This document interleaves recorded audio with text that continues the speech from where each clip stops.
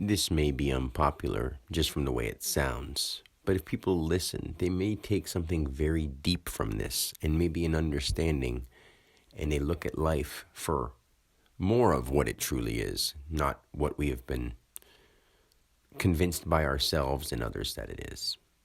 Now, let's say a father and his children. I have children. I love them very much. I love all livingness that much. My ego is only being used as the tool it is in the lives that I've contributed to bringing into this world.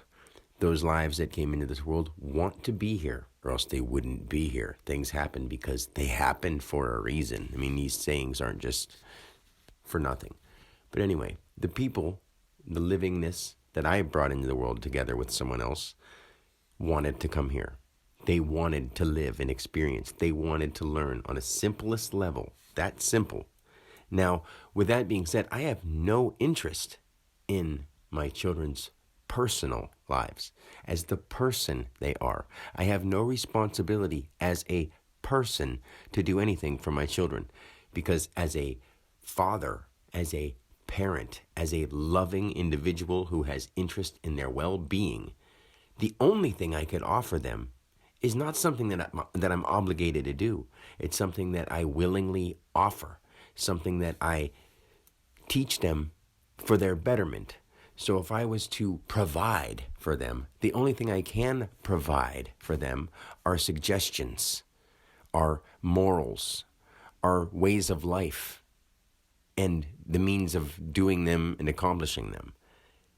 Providing money doesn't do anything for a child. It makes other people cooperate so that they do something for your child instead of you, like schools, like governments, like whatever. Now, let's just say make the whole society as the child and government factions as the big parent.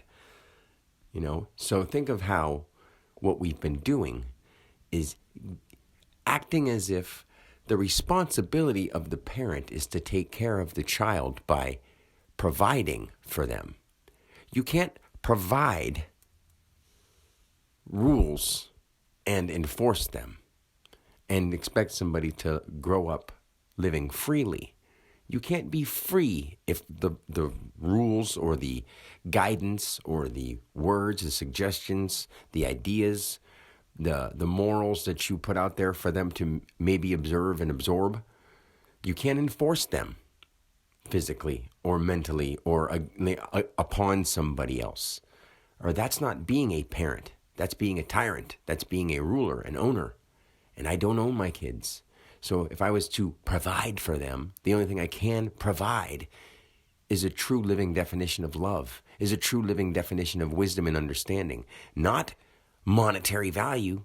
Monetary is fake. Money is fake. No tree will ever do anything for you besides give you oxygen. Once you cut it down and make it into paper, it's not really doing much for you. You can use them to help you live and survive in homes, but when we rape the environment to make these elaborate homes with all kinds of trinkets and gadgets we don't need, we overdo that too. The way you teach people is to be moral with the environment around them. And you can expand once you know that it's in harmony. If it's not, you got to back it up a little bit. Those are the moral values we teach people. Not to get, spend, earn. Not at all. That's not providing. It's not going out and buying a whole big table full of food so they have plenty to eat. No, it's making sure that they eat when they need nutrients and energy. It's to make sure that they understand that your body doesn't want to be weighed down with a bunch of food all the time. But the opposite has been taught. And I sound like I'm speaking foreign, but I only know this because this is how we become our healthiest, our happiest, and our most in tune with nature. I know this because I live this. I am the example. I am the answer. And when it's true, you should say it. If it's not, you shouldn't say it at all. And if it's not true and you know it, you shouldn't act upon it. That's what providing really would be.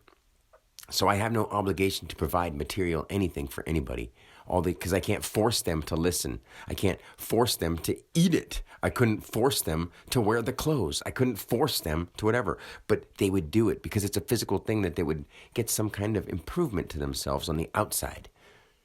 Or food-wise, flavor-wise, by the preference, by the enjoyment. I want them to enjoy eating minimal, natural, and still nourishing and delicious stuff. I'm trying to help them see that we never needed to eat the kind of way we did. We never needed the kind of social structure we have. They were growth patterns. They were growth periods of time. And now we're past that. Instead, people that were always in control, they're losing the control. And it's showing. But at the same time, it's falling apart. And people are getting so duped that they might fall back into the clutches. And it's going to be real bad when they do. And if we don't do something soon enough, they're going to pick us off slowly. And I hate to say it like that, pick us off. I mean, people are dying. People are being dumbed down. And people are cooperating without even knowing that they're cooperating with something sinister. And that's what I can provide for not only my kids, but for everybody, for my children in the world and for my children of the world. So, until next time.